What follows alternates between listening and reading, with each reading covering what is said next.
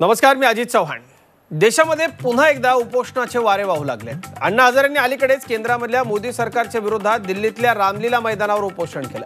येत्या 12 एप्रिलला सत्ताधारी भाजपचं उपोषण आंदोलन दिल्लीमध्ये होणार। संसदेमधल्या गोंधळाच्या निषेधार्थ दिल्लीत आणि सबंध देशभरामध्ये सत्ताधारी भाजप या गोंधळाच्या निषेधार्थ उपोषणाचं हे पाऊल उचलणार। त्याआधीच देशामधल्या धार्मिक तणाव आणि दलितांवरच्या अत्याचाराच्या निषेधार्थ एक दिवसाचं उपोषण काँग्रेसचे अध्यक्ष राहुल गांधी आणि तमाम काँग्रेसच्या नेते कार्यकर्त्यांनी देशभरामध्ये केलं। स्वतः राहुल राजघाटावरती उपोषणाला बसले होते, मात्र ते तिथं पोहोचले तेव्हा दुपारचे 1 वाजले होते। नियोजित वेळेनुसार बराच उशीर झालेला होता। काँग्रेसच्या आंदोलनाची भाजपने इकडे जोरदार खिल्ली उडवली। अजय माकन यांच्यासह काँग्रेसचे अनेक नेते उपोषणाआधी दिल्लीच्या एका रेस्टॉरंटमध्ये छोले भटुरे खात असल्याचं छायाचित्र भाजप नेते हरीश खुराना यांनी ट्विट केलं। त्यावरून वेगळाच वाद रंगला। ज्या उपोषणाच्या हत्यारानं इंग्रज झोकले त्याचा वापर आता एकमेकांवर राजकीय कुरघोडीसाठी होतोय का? स्वातंत्र्याच्या लढ्यात महात्माजींनी उपोषण एक अहिंसक साधन म्हणून वापरलं, त्या साधनाचं महत्त्व अशा घटनांनी कमी होतंय का? अशा उपोषणाने नेमकं काय साधलं जाईल, या आणि अशा अनेक महत्त्वाच्या प्रश्नांवरती आपण चर्चा करूयात। रोकठोकमध्ये आजचा विषय आहे अजीर्ण उपोषण।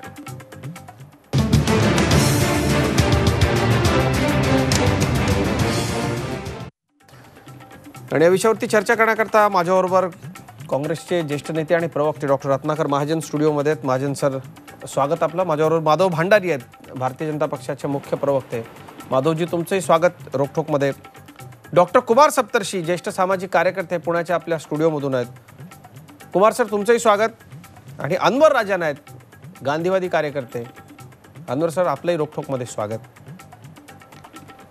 डॉक्टर रत्नाकर महाजन, आजच्या या चर्चेच्या निमित्तानं आपण हे मान्य कराल का की जे काँग्रेसच्या कार्यकर्त्यांनी केलं ते खरंच उपोषण होतं की नव्हतं? नेमकं अशा वेळेत, म्हणजे मधली सुट्टी टू शाळा सुटेपर्यंत जेवढा वेळ मुलं उपाशी राहतात तेवढाच वेळ बऱ्याच ठिकाणी उपोषणाचा कालावधी होता, त्याला खरंच उपोषण म्हणता येईल का? नक्की जे स्वातंत्र्यपूर्व काळामध्ये काँग्रेसच्याच एका ज्येष्ठ नेत्यानं अहिंसक पद्धतीनं उपोषण केलं त्याची आणि या उपोषणाची तुलना करता येईल का? कारण तिथे राजघाटावरती महात्माजींचं छायाचित्र होतं, त्याखाली काँग्रेस अध्यक्ष दुपारी 1 वाजता येऊन उपोषणाला बसले। देशभरामधनं काय त्याच्यावरती चर्चा झाली ती सगळी आपण ऐकली। आता महाराष्ट्र आपल्याला ऐकू इच्छितो, तुमच्यासारख्या ज्येष्ठ, ज्याचा खूप अभ्यास आहे, त्या व्यक्तीला खरंच हे उपोषण वाटतं? एका व्यक्तीला किंवा एका व्यक्तिसमूहाला किंवा एका पक्षाला काय वाटतं हा प्रश्न फारसा महत्त्वाचा नाही, तर लोक त्याकडं कुठल्या दृष्टीने बघतात हे महत्त्वाचं आहे।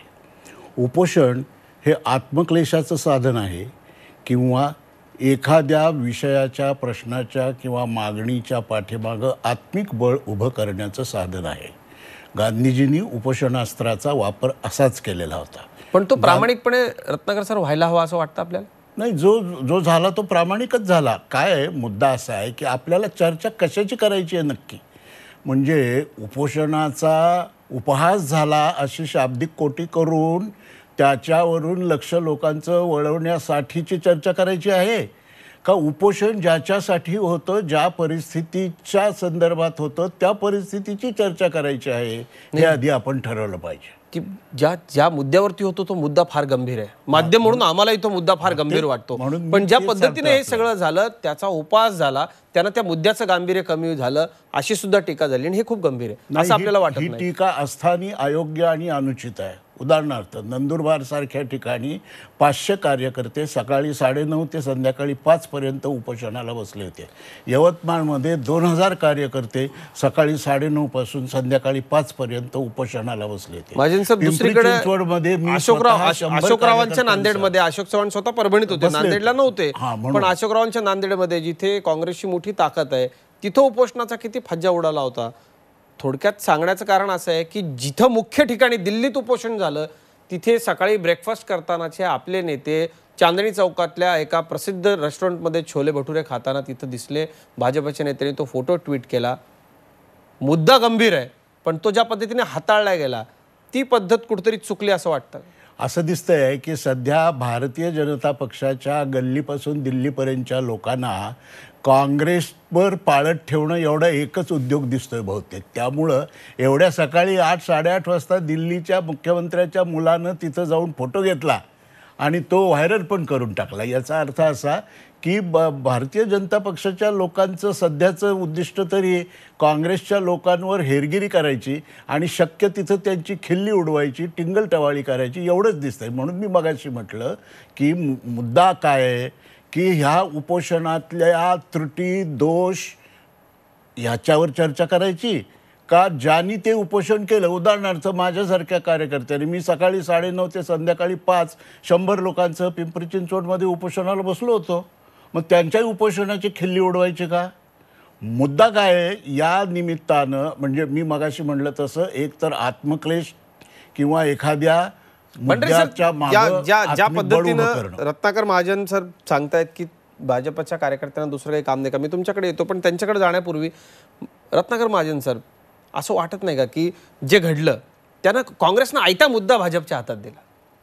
मुद्दा चांगला आहे असं आहे जे घडत होतं तेही खूप प्रामाणिकपणे सगळं पक्षाचे कार्यकर्ते जे घडलं ते घडायला नको होतं असं जरी म्हणलं तरी हे घडवण्याचं कारण काय याच्याही मागे गेलं पाहिजे ना. हे घडलेलं नाहीये, हे घडवलेलं आहे. हे घडवलेलं असं तुम्ही म्हणताय. आणि उपोषणाच्या 9:30 वाजण्याच्या आधी कोण काय करतं याला लोकांच्या दृष्टीने काय महत्व आहे? लोकांच्या दृष्टीने खरंच त्याला महत्व आहे का? आणि नाश्ता करून किंवा दुपारी 1 वाजतापासून उपोषण सुरू होतं का हे आपण विचारूयात. आपल्यावर काही गांधीवादी कार्यकर्ते आहेत. अनवर राजन सरांकडे आपण जाऊ, पण तत्पूर्वी मी माधव भांडारी आपल्याकडे येतो. रत्नाकर महाजनांचं काय म्हणणं आहे ते आपण ऐकलं, काय उत्तर आहे याला? नाही, खरं म्हणजे याला काही उत्तर देण्याची आवश्यकता अशातला भाग नाही. उपोषण ह्या अत्यंत गंभीर विषयाकडे काँग्रेस कोणत्या नजरेने बघते ह्याचं हे पुन्हा एक मिळालेलं प्रदर्शन आहे. मी पुन्हा हा शब्दप्रयोग अशासाठी केला की 2011 मध्ये दिल्लीच्या रामलीला मैदानामध्ये अण्णा हजारेंनी उपोषण केलं होतं आणि अण्णा हजारेंचं उपोषण 13 दिवस चाललं होतं. काँग्रेसचे महाराष्ट्रातले संबंधित अनेक नेते काँग्रेसच्या राष्ट्रीय नेत्यांना, त्याच्यामध्ये अगदी आजचे अध्यक्ष राहुल गांधींसकट सगळ्यांना पुन्हा पुन्हा सांगत होते की अण्णांचं उपोषण आपण लवकर सोडवूया, आपण याच्यामध्ये अण्णांशी चर्चा करून प्रश्न उपोषण सोडवलं पाहिजे. काँग्रेसच्या दिल्लीच्या नेत्यांनी, काँग्रेसच्या शीर्षस्थ नेत्यांनी अण्णांचं उपोषण सोडवण्यासाठी प्रयत्न करायला पूर्ण नकार दिला होता. त्यावेळेच्या बातम्या, त्यावेळेच्या चर्चा आपल्याला सगळ्यांना आठवत असतील. शेवटी विरोधी पक्षांनी पुढाकार घेऊन अण्णांची तब्येत खराब व्हायला लागली, बिघडायला लागली, तेव्हा विरोधी पक्षांनी पुढाकार घेऊन हे उपोषण सोडवण्यासाठी प्रयत्न केले. त्यामुळे काँग्रेसचं उपोषणाकडे बघण्याचा दृष्टिकोन काय आहे हा 2011 पासून आज 2018 मध्ये ज्या उथळपणाने, मी त्यातल्या त्यात एक सभ्य शब्द वापरतो, ज्या उथळपणाने त्यांनी आज हा उपोषणाचा सगळा प्रयोग केला त्याच्यामध्ये हे दिसून आलं. मुळात उपोषण जाहीर केलं 10 ते 6 ठीक आहे, आपल्याला त्याबद्दल काही आक्षेप असण्याचं कारण नाही.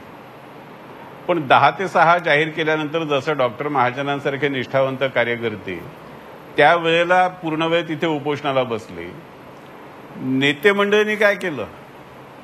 काँग्रेसचे राष्ट्रीय अध्यक्ष 3 तास तिथे उशिरा पोहोचले आणि 2 तास लवकर निघून गेले.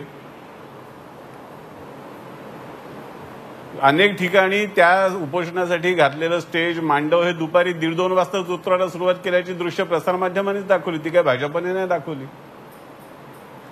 हे लोक त्या दिल्लीच्या रेस्टॉरंटमध्ये नाश्ता करायला बसले, याच्या बातम्या पहिल्यांदा प्रसारमाध्यमांनी दिल्या, नंतर भाजपच्या कार्यकर्त्यांनी त्यांचा उपयोग नाही. पण माधव भंडारीजी, रत्नाकर महाजन सरांचं म्हणणं असे उपोषणाला बसण्यापूर्वी कोण काय करतो त्याच्याशी जनतेला काही कर्तव्य नाहीये का? भाजपचे नेते सकाळी 8ला आम्हाला त्याच्याशी काही कर्तव्य नाही.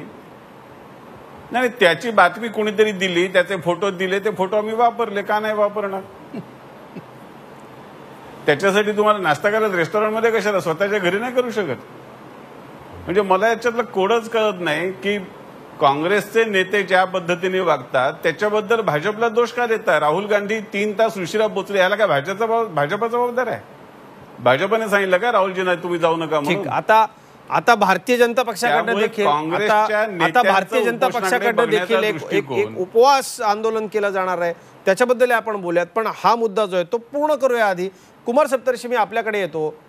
ज्या पद्धतीनं एका अत्यंत गंभीर मुद्द्यावरती हे आंदोलन झालं आणि ज्या पद्धतीनं झालं, उपोषण झालं, त्याच्याबद्दल आपली काय प्रतिक्रिया?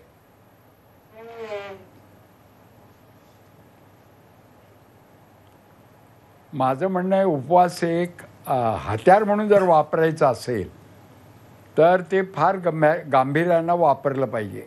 हा मुद्दा बरोबर आहे. महात्मा गांधींनी याच्याविषयी अनेक ठिकाणी नमूद केलेलं आहे.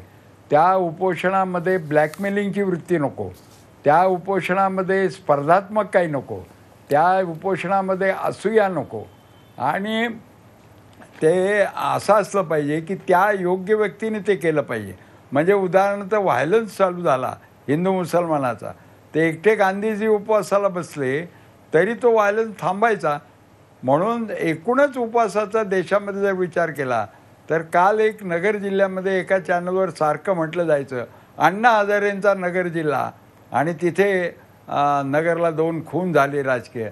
तर अशा वेळेला अण्णा हजारेंचं उपोषण फार शोभून दिसलं असतं की गुंडांना शांत करणं, तिथले लॉ अँड ऑर्डर टिकवणं, याकरता उपोषण केलं असतं. कुमार सप्तर्षी सर, आपल्याकडे अन्वर राजन सर आहेत. बाकीच्या त्या मुद्द्यांवरती मी त्यांच्याकडे जाईल. मला तुमच्याकडनं जे ऐकायचं आहे ते म्हणजे काँग्रेसचं खरं तर राजघाटावरती महात्माजींच्या पवित्र सानिध्यामध्ये तिथं फोटो लावून काँग्रेस ते गांभीर्यानं घेतलं नाही हे मी प्रथम मान्य करतो.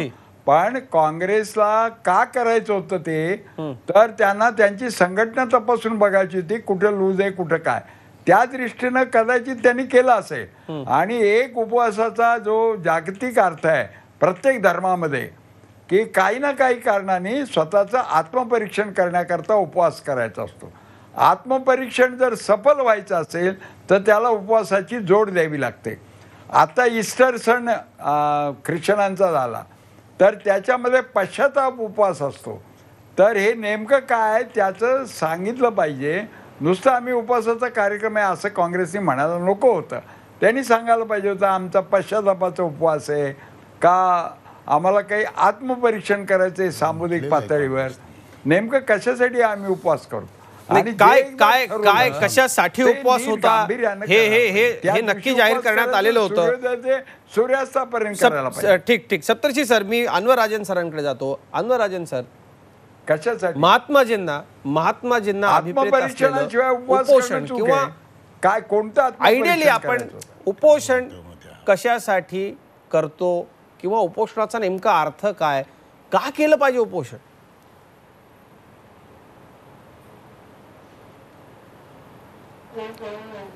कालचं जे उपोषण होतं ते लाक्षणिक उपोषण होतं. तर काही उपोषणं असे असतात की त्याच्यामध्ये काही मागणी दडलेली असते, त्याच्यासाठी उपोषण करतात. महात्मा गांधींचे जे उपोषण होते त्याच्यामध्ये त्यांनी कधी आमरण शब्द वापरलेला नाही आहे. ते नेहमी म्हणत होते की बेमुदत उपोषण, आणि त्याच्यामध्ये आत्मपरीक्षण तर होता पण तरी त्याच्यामध्ये एक मुख्य भाग होता की तो आंदोलनाचा एक भाग म्हणून वापरायचा. म्हणजे जनतेशी त्या प्रश्नावरती संवाद करणं, या सगळ्या गोष्टी त्याच्यामध्ये अंतर्भूत होत्या. केवळ उपोषण प्रतिकात्मक एवढा भाग असला तर तो पुरेसा होत नाही, आणि तो पुरेसा करायचा असेल तर फार गंभीरतेने केलं पाहिजे. केवळ काँग्रेस पक्ष असं नाही तर गेल्या काही वर्षामध्ये वेगवेगळे पक्ष, काही संघटना, संस्था हे ज्या पद्धतीने उपोषण हे शस्त्र वापरत आहेत किंवा उपोषण ही पद्धत वापरत आहेत त्याच्यामध्ये गांभीर्याचा अभाव हा सातत्याने दिसतोय. खरं तर महात्मा गांधींनी उपोषण करण्याच्या विषयी अनेक गोष्टी सांगितल्या आहेत की उपोषण करण्यापूर्वी त्या प्रश्नावरती जनतेचं प्रबोधन करायला पाहिजे, ठिकठिकाणी जाऊन त्याच्याविषयी लोकांशी बोलायला पाहिजे, जनमत संघटित करायला पाहिजे. ज्यावेळी साने गुरुजींनी आंदोलन करायचं ठरवलं होतं पंढरपूरच्या मंदिराच्या बाबतीत आणि त्याच्यामध्ये उपोषणाचा एक भाग होता, त्यावेळी देखील महात्मा गांधी त्यांना ते सांगत होतं की तुम्ही घाई करू नका, आधी तुम्ही लोकांशी बोला. आणि साने गुरुजींनी ते ऐकलं आणि वर्षभर त्या प्रश्नावरती त्यांनी जनजागृती केली. तेव्हा जनतेशी संवाद साधणं आणि त्याच्यामध्ये गांभीर्य वाढवण्यासाठी उपोषण करणं हे त्याच्यामध्ये अपेक्षित असतं. या सगळ्या गोष्टी आपण टाळतो आणि दुसरं काही करायचं नाही, कुठलं तरी एक प्रतिकात्मक काम करायचं, प्रतिकात्मक कार्यक्रम करायचा, आणि या सगळ्या गोष्टीचा मोह केवळ काँग्रेस पक्षाला नाही तर अनेक पक्षांना बसतोय आणि अतिशय उथळ खरं अनवर सर, आणि एक असं एक अहिंसक आंदोलन ज्याची भुरळ राजकीय पक्षांना देखील आता पडते. महात्मा गांधींच्या विचारांचा इतक्या वर्षांनंतर हा विजय आहे. मला भारतीय जनता पक्षाच्या उपवासाकडे वळायचं आहे, पण तत्पूर्वी डॉक्टर रत्नाकर महाजन यांना उत्तर द्यायचं आहे माधव भंडारींना. महाजन सर, नाही, एक स्पष्ट केलं पाहिजे, नाही तर गैरसमज होण्याची शक्यता आहे. काँग्रेस पक्षानं कालचं उपोषण हे सामाजिक स्वास्थ्य, शांतता आणि सद्भाव यासाठी केलेलं होतं आणि तसा या उपोषणाचा उद्देश जाहीर पण केलेला होता. तेव्हा कशासाठी केलं होतं हे स्पष्ट होतं. कुणाच्या ते लक्षात नसेल तर गोष्ट वेगळी. दुसरी एक नवीन माहिती मिळाली की त्या 2011च्या त्या सुप्रसिद्ध उपोषणामध्ये विरोधी पक्षांनी इनिशिएटिव्ह घेतला म्हणून 4 कॅबिनेट मंत्री त्या उपोषणाच्या लोकांना भेटायला गेले, विमानतळावर रिसीव्ह. हे सगळं विरोधी पक्षांमुळं झालं असं जर म्हणायचं असेल तर काय, आता ज्याचं त्याचं वाणी स्वातंत्र्य आहे, विचार स्वातंत्र्य आहे, त्याला काय करायचं दुसरं? मला वाटतं माधव भंडारीने याला नक्की उत्तर द्यायचं असेल. माधव भंडारीजी, विरोधी पक्षांमुळेच त्या सगळ्या हालचाली त्यावेळेच्या केंद्र सरकारला कराव्या लागल्या हे सर्व देशाला माहिती आहे आणि त्याचा आपल्या प्रसारमाध्यमांनी त्या वेळेला केलं प्रक्षेपण, त्या वेळेला केलेल्या चर्चा, त्याच्यामध्ये उपस्थित झालेले मुद्दे, हे सगळं आजही आपल्याला उपलब्ध आहे. ठीक, अण्णा हजारेंच्या या मुद्द्यावरती वाद प्रतिवाद झालेला आहे. आजचा जो मुद्दा आहे त्याच्याकडे आपण पुन्हा वळूयात. अजीर्ण उपोषण का केलं पाहिजे? उपोषण काँग्रेसला माधव भंडारीजी, हे त्यातलं वास्तव होतं. ठीक, तो इतिहास आहे. आता तुम्ही सत्तेत आहात, त्यावेळेला तुम्ही विरोधामध्ये होतात. सत्तेत असताना आता भारतीय जनता पक्ष देखील उपवास करणार आहे. हा उपवास कशासाठी करणार आहे हे देखील आपण आता देशाच्या जनतेला सांगूयात. पण तत्पूर्वी एक प्रतिक्रिया आपल्याकडे हंसराज अहिरांची, ती ऐकूया आणि मग ही चर्चा आपण पुढे नेऊयात. काँग्रेसबद्दल बोललो, आता भाजपबद्दल बोलूयात. या लोकशाही प्रधान देशामध्ये सभागृहामध्ये चर्चा करण्याकरता वारंवार विनंती करून ही विरोधी पक्षाच्या लोकांनी हे सत्र चालू दिलं नाही. ही विरोधी पक्षाची भूमिका चुकीची आहे, लोकशाहीला घातक आहे. कामकाज होऊ दिलं नाही, बिलं पारित करायचे होते, अनेक चर्चेला विषय येऊ शकतात. अंतर्गत सुरक्षेचे विषय निर्माण झाले, ते शेजारी राष्ट्र पाकिस्तानचे अनेक विषय असे निर्माण केले, ते सभागृहात चर्चेला आले पाहिजे. चर्चा होऊ दिलीच नाही आणि त्यामुळं हे कांगावं करत आहेत की सरकार पक्ष ऐकत नाही म्हणून त्यांनी काल उपवास केला. आम्ही उत्तर देत आहोत त्यांना की तुमचा उपवास चुकीचा आहे. आम्ही पण उपोषण करू. सरकारची भूमिका, पक्षाची भूमिका आहे सरकार पक्षाची, आणि आम्ही प्रत्येक लोकसभा मतदारसंघात जिथं आम्ही जिंकलो आहोत त्या ठिकाणी उपवास करणार. तर आता उपवासानं उत्तर दिलं जाणार आहे. माधव भंडारीजी, सरकारचं काम आहे सभागृह चालवणं, मात्र आपण बघितलं विक्रमी दिवस सभागृहाचं कामकाज दिल्लीमधलं बंद राहिलं. या सगळ्याला कोण जबाबदार आहे? आपल्याला असं वाटत नाही का की संसदेमध्ये फ्लोअर मॅनेजमेंट करायला एक कोणतरी सत्ताधारी पक्षाच्या वतीने एक माणूस असतो, संसदीय कार्यमंत्री असतो. सरकार चालवणं, सभागृह चालवणं ही सरकारची जबाबदारी आहे. मात्र हे उपोषण आता काय आहे की चालवू शकला नाही म्हणून आत्मक्लेश आहे की विरोधकांवरती तोफ डागायची म्हणून हे उपोषण आहे? काय हे उपोषण भाजप करते? आता या विषयावरती भारतीय जनता पार्टी फक्त उपवास करत नाहीये, तर ज्या कालावधीमध्ये संसदेचं कामकाज चाललं नाही त्या सगळ्या कामकाजामधला वेतन, भत्ते, मानधन न स्वीकारण्याचा निर्णय हा भारतीय जनता पार्टीने घेतलेला आहे. सर्व खासदारांनी त्या पद्धतीने तो निर्णय घेतलेला आहे. त्यामुळे आमची भूमिका या विषयामध्ये स्पष्ट आहे. आणि संसदेचं कामकाज चालवणं, विधिमंडळाचं कामकाज चालवणं ही सरकारची जेवढी जबाबदारी आहे तेवढंच ते कामकाज चालवण्यामध्ये सहभागी होणं, ते कामकाज चालवण्यामध्ये सहकार्य करणं ही विरोधी पक्षाची सुद्धा जबाबदारी आहे. आणि ज्या दोन्ही लोकांनी एकमेकांच्या सहकार्याने कामकाज चालवलं तरच चालू शकतं. आपण या संसदेच्या कार्यकाळामध्ये बघितलं की अशा तऱ्हेने विरोधी पक्षाने कामकाज चालू द्यायचं नाही असा केवळ नकारात्मक निर्धार करून जी कार्यपद्धती स्वीकारली त्याचा हा परिणाम आहे. आणि त्यामुळे भंडारीजी, विरोधी पक्षाच याला जबाबदार आहे असं वाटतं आपल्याला? एनडीए मधले तुमचे सहकारी पक्ष आहेत काही, त्या एनडीए मधल्या सहकारी पक्षांना दावा जर आपण धरत नाही याच्यामध्ये, त्यांना आपण सांभाळू शकला नाही, हे सरकारचं अपयश नाही का? अटलजींच्या सारखा एक चेहरा होता, त्यावेळेला इतक्या अडचणी असताना, बहुमत नसताना अटलजी सरकार सांभाळू शकत होते, सभागृह चालवू शकत होते. प्रमोद महाजनांसारखा फ्लोर मॅनेजमेंट करणारा उत्कृष्ट माणूस तुमच्याकडे आता नाहीये का? काय हे असं सगळं घडतंय? तुमचे सहकारी, विरोधकच नाही तर तुमचे सहकारी, पीडीपी असेल, शिवसेना असेल, या सगळ्यांना सांभाळता येत नाही म्हणून ही परिस्थिती आहे का? अजित सावंत आपलं बोलून झालं असेल तर मी पुढे बोलतो. माधवजी, माझं नाव अजित चव्हाण आहे, बोलूया. सॉरी चुकलो. अजित सावंत मित्र असल्यामुळे पटकन त्यांचं नाव तोंडात आलं. सॉरी.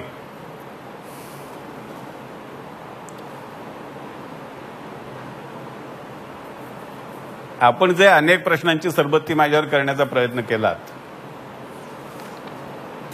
जी माधवजी बोला. मी आपल्याला एक विनंती करेन की आपल्याच चॅनेलमध्ये, आपल्याच चॅनेलकडे अटलजी पंतप्रधान असताना संसदेचं कामकाज कसं चालत होतं याची चित्रणं अजूनही उपलब्ध असतील. त्याच्यात जर आपल्याला प्रयत्न आपण केला, आणि फार त्याच्यासाठी प्रयत्न करावा लागणार नाही, साधारणपणे रोजच्या रोज ते दृश्य आपल्याला बघायला मिळेल की काँग्रेसच्या त्यावेळेच्या अध्यक्षा सोनिया गांधी पहिल्या बाकावर बसून आपल्या मागे बसलेल्या काँग्रेसच्या खासदारांना सभागृहामध्ये गोंधळ घालण्याचा इशारा करतात आणि कामकाज बंद पाडतात. हे दृश्य आपल्याला तेव्हाही बघायला मिळालं असेल. आणि त्याही काळामध्ये, अटलजींच्याही काळामध्ये, प्रमोद महाजनांसारखा फ्लोअर मॅनेजमेंट करणारा नेता असताना सुद्धा संसदेचं कामकाज अनेकानेक दिवस चाललं नाही, दिवसच्या दिवस वाया गेले. ज्या वेळेला काँग्रेस विरोधी पक्षात आली त्या वेळेला काँग्रेसने हेच धोरण स्वीकारलं. काँग्रेसचे सहप्रवासी डावे पक्ष आणि काँग्रेस यांचं मिळून ठरलेलं धोरण आहे की संसद चालू द्यायची नाही, विधिमंडळ चालू द्यायचं नाही, आणि मग त्याच्या विरुद्ध गदारोळ करत राहायचा. हे धोरण चालवून त्यांनी आजपर्यंत जे राजकारण केलं, यावेळेच्या अधिवेशनामध्ये या राजकारणाचं शिखर गाठलं गेलं. आणि त्याच्यामुळे त्याबद्दलची एक भूमिका जनतेसमोर मांडणं, यासाठी आम्ही हे 2 निर्णय घेतले की आम्ही मानधन स्वीकारणार नाही आणि आम्ही उपवास करून जनतेसमोर जाऊ. डॉक्टर रत्नाकर महाजन, सभागृह चालवणं हे सरकारचं काम आहे, तितकंच विरोधकांचं देखील असं ते म्हणतात. पण विरोधकांबरोबरच ज्यावेळेला मी माधव भंडारेंना हा प्रश्न केला की तुमचे सहकारी देखील हे सभागृह बंद पाडण्यामध्ये आघाडीवरती होते, त्याबद्दल त्यांचा जो रोख होता किंवा जो रोष होता तो आपल्या लक्षात तातडीनं लगेचच आला. आता एक दिवस ही सगळी मंडळी आपल्या आपल्या मतदारसंघामध्ये जाणार आहेत. तो दिवस मंत्री नसतील, खासदार नसतील, देशाचं कामकाज ठप्प असेल, म्हणजे आणखी एक दिवस ठप्प कामकाजाचा पाहावा लागेल. हा उपवास, विरोधी पक्ष या उपवासाकडे कसं बघतात? काय आहे, गंभीर विषयाच्या चर्चेमध्ये कधीकधी अकल्पित विनोद होऊन जातात. पण अशा अकल्पित विनोदाचं हसू येण्याच्या ऐवजी त्याची करुणा येते, कीव येते.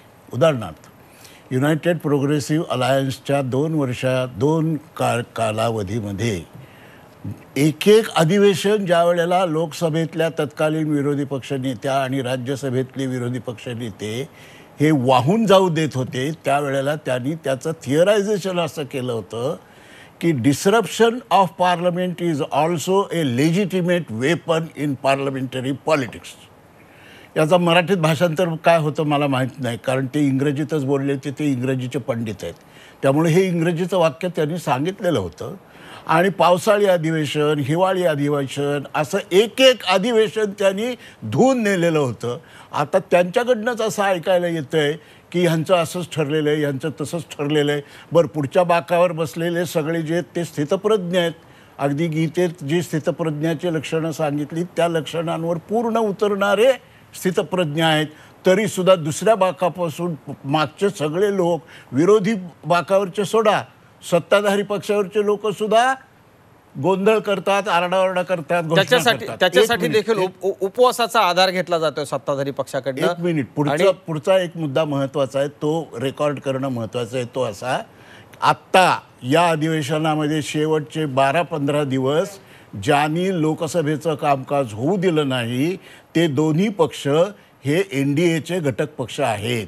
या घटक पक्षाच्या सदस्यांना सुद्धा आपण थांबवू शकत नाही. एवढंच नव्हे तर लोकसभेच्या सभापतींना नियमानुसार असे अधिकार आहेत की गोंधळ करणाऱ्या लोकांना प्रथम समजावून सांगावं, नंतर समज द्यावी आणि मग जर नाही तर त्यांना सभागृहातनं मार्शल करवी बाहेर काढावं.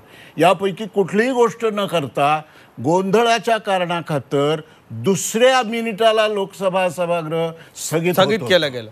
आणि ते राज्यसभेत असं का घडलं याचा सवाल संबंध देशाच्या मनामध्ये. माधव भंडारीजी, हा उपवास करताना आपण सगळे देशभरात जाणार आहात, त्यावेळेला या प्रश्नाचं उत्तर जनतेला आपण नक्की द्या. इतरही आयुध होती, त्यांचा वापर का केला नाही?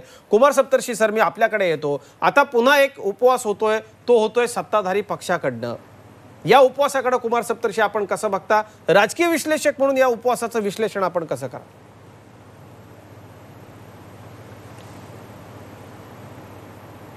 एक तर असं आहे की भाजप सत्ताधारी असल्यापासून 4 वर्ष झाले, तर त्यांनी उपवास करणं योग्यच आहे, म्हणजे जर आत्मपरीक्षण करणार असतील तर. पण मला माहीत नाही की ते आत्मपरीक्षणासह उपवास करणार आहेत का सहज उपवास करणार आहेत. सहज उपवास असेल तर त्याचा अर्थ असा आहे की काँग्रेसच्या उपवासाची त्यांना आपल्या उपवासाबरोबर स्पर्धा करायची आहे आणि उपवास हे देखील हत्यार करायचं आहे. पण असं त्यांनी करू नये. आत्मपरीक्षण करण्याची खऱ्या अर्थानं वेळ आलेली आहे, पण ते त्यांना जमेल का नाही हे सांगता येत नाही. कारण उपवासामध्ये एक असा दोष असतो, आत्मपरीक्षणाची सवय नसेल तर फक्त अन्नाची आठवण याच्यावरच तुमचं ध्यान लागतं. तर तसं होऊ नये त्यांचं. त्यांनी उपवास करावा. आपण गोरक्षक दल काढलं, त्याचे काय व्हायलन्स झाले, मुसलमानांवर किती अत्याचार केले, शेतकऱ्यांना आपण काय केलं, आपल्या काळात किती घोटाळे झाले, किती बँका नष्ट झाल्या, ह्या सगळ्याचं त्यांनी खरोखर आत्मपरीक्षण केलं तर देशाचं थोडंफार तरी भलं होईल. पण आत्मपरीक्षणाची सवय नसेल तर उपवास सहन होत नाही, हे लक्षात घ्या. आणि उगा अण्णा हजारेंना मध्ये आणायचं काही कारण नाही.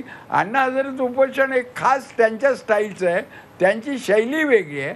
हे सामुदायिक संघटनात्मक उपवासाची हत्यारं एकमेकावर फेकायची आहेत, त्यांना करू द्यावं असं सर्व मुद्द्यांना कुमार सप्तर्षी आपल्याकडून उत्तर, सर्व मुद्द्यांवरती कुमार सप्तर्षी सर आपल्याकडनं उत्तर आलेलं आहे. अनवर राजन सर, मी आपल्याकडे येतो. कार्यक्रमाचा शेवट करताना या निमित्तानं हे उपवास जे आहेत हे राजकीय पक्षांचे कार्यक्रम होऊ घातलेत, मात्र ज्या पद्धतीनं आणि किती जबाबदारीनं महात्माजींचं हे अस्त्र कुणीही वापरलं पाहिजे, ते वापरायला बंदी नाही. आत्मपरीक्षण करण्याकरता उपवास करावा, आंदोलनाकरता उपवास करावा का, इशारा देण्याकरता उपवास करावा का, सत्याग्रह म्हणून हा उपवास करावा का, या सगळ्याचं व्यवस्थित विश्लेषण आपल्याकडनं झालेलं आहे. मात्र हा उपवास करताना काय जबाबदारीचं भान ठेवलं पाहिजे?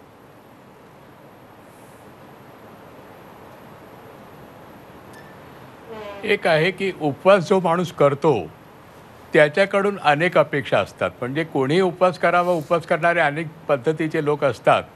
पण ज्याच्या आयुष्यामध्ये काही नैतिक वागणं आहे, ज्याच्या आयुष्यामध्ये इतरांच्या विषयी तुच्छता नाही, ज्याच्या म्हणजे उपोषण करताना गांधींच्या परत इथे उल्लेख करावा लागतो की ते प्रतिपक्ष हा शब्द वापरायचे आणि प्रतिपक्षाला माझी बाजू पटवून टाकणं, माझी बाजू पटवून देणं हाही भाग होता.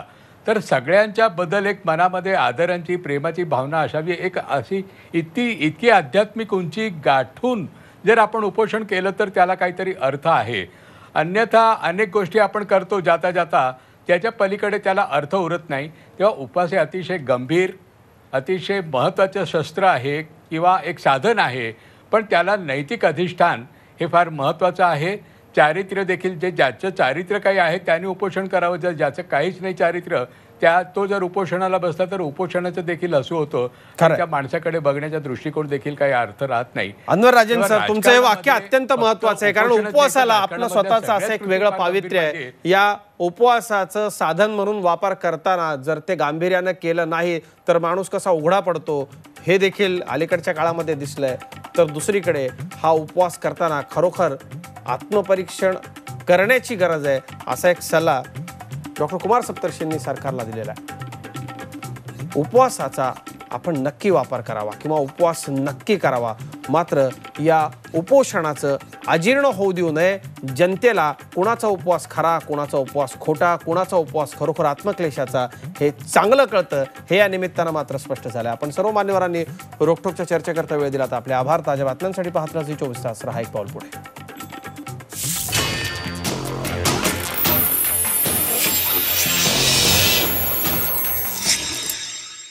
झी 24 तास रहा एक पाऊल पुढे.